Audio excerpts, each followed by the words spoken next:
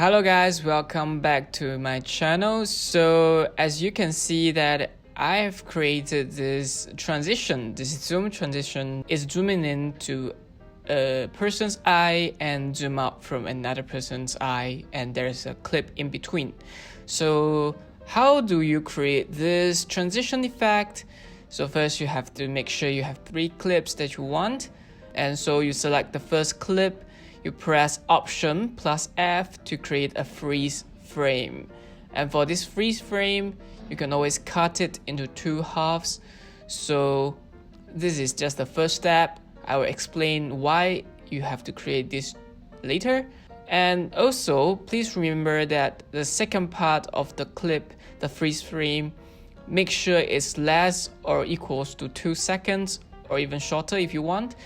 And for the first part is actually a transition, so you can make it a little longer or shorter depending on your like. So I'm just gonna leave it like this and press Option and drag the second part of the freeze frame upwards. Go to the effects column and choose draw mask and put it onto the upper clip actually, and then you can see there's a pan and you change the view into a higher percentage so it's larger, and change the shape type of the draw mask to B-spline and draw a shape that you want. For this case is the sunglasses, so it's actually a very rounded shape. Since you've already chosen B-spline, it's gonna fit most likely. It's rounded actually, so you don't have to create a very precise shape for this case because you can always change the feather. And as you can see that when you change the feather, it doesn't show anything because it's very simple, because you have another clip, actually another freeze frame below this clip, so it does not show anything. And so you have to hide or disable the clip below, and then you can disable the first freeze frame for the draw mask and go to the second part of the freeze frame and decrease the feather to a reasonable number. For this case is 4, and then you go to the clip and go to transformation and scale it up and change the position, scale up again, change XY axis, both the axes actually, and scale it up. And for this step, you don't have to create anything like a keyframe yet, because I'm gonna explain why later, but this is very important. You just enlarge the scale to a percentage that's covered the whole screen and reposition it through adjusting the X and Y axis. It's sometimes very boring, but yeah, you have to bear with it. After that, you take a screenshot or photo of this number at transform. For this case, I'm just going to take a screenshot. Yep. Then you go back to the inspector here and reset all the parameters like position and scale. Go to the start of the freeze frame for the second one. Create keyframes for position and scale all. Go to the end and then type the number for the x-axis for the screenshot. It's exactly the same. You don't have to change anything. Just follow the numbers you've already screenshot or photographed. Yep, it's actually quite a huge number. And I don't know why, but this new version of Final Cut doesn't show the number. But once you've entered it correctly, it does create a very smooth transition, a little bit like Ken Burns, but it's a draw mask version of this Ken Burns effect, and you can see that it's a very smooth transition. And for the second one, you have to repeat the similar step of creating a freeze frame, pressing Option and F. After you create the freeze frame similarly, you have to cut it into 2 parts. So the first part is a very short one, it's a rough transition, is to have a smoother effect actually. So for second part, it's about 2 seconds. So I'm gonna just cut this and cut a very small portion, and that's gonna be the first part. And then delete the extra clip for the freeze frame and select draw mask and drag to the second clip and make it larger to 150%.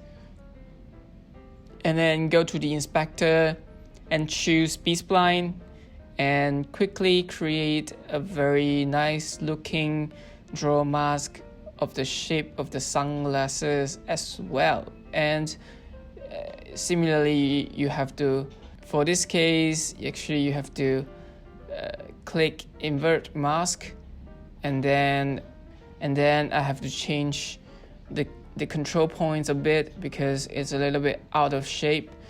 Yep, sometimes it's very tedious and very boring, but for the best overall outcome, you have to be very mindful of where these points are, and then press Option and drag it upwards and then lengthen it, and you can see that it's around the shape of the sunglass, and it's a little bit out of shape, but yeah, I'm gonna adjust it later. So similar to the previous one, I have to scale it up until the sunglass, one of the shade covers the entire screen. And yeah, I'm just gonna scale it up as much as possible, reposition, and then also change the control point a bit and zoom in again, reposition it.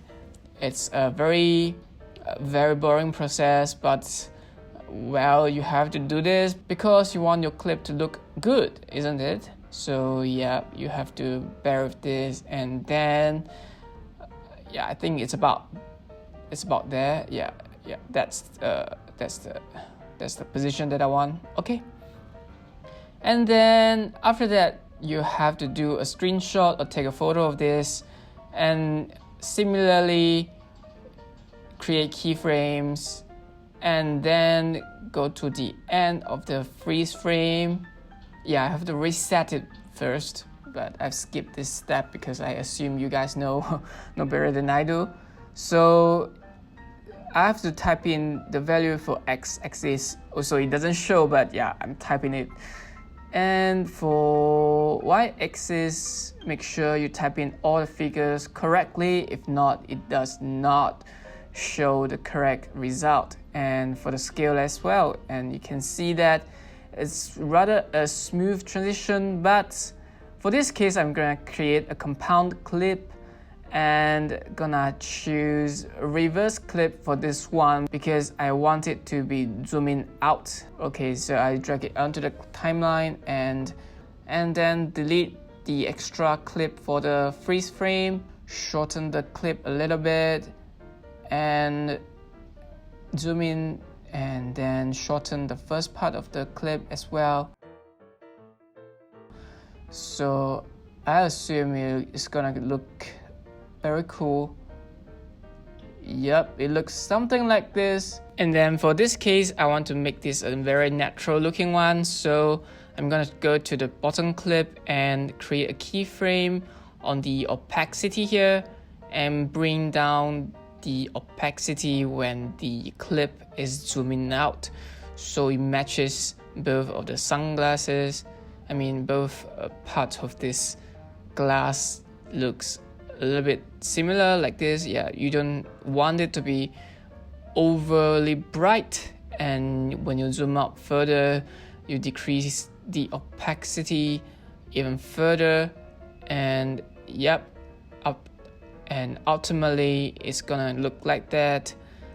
And for the music part, you can always readjust some little bits like this one, little extra bits. This part actually I leave out to make the transition a little bit on point because yeah, I can always adjust the first part and matches the beat drop and everything.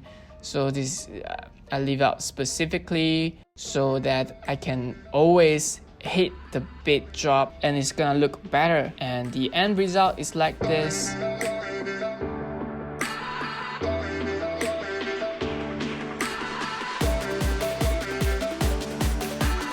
Okay, that's the end of today's tutorial. Hope you guys like it, and please check out my channel. There are a lot of awesome videos regarding plugins and other effects. Bye bye!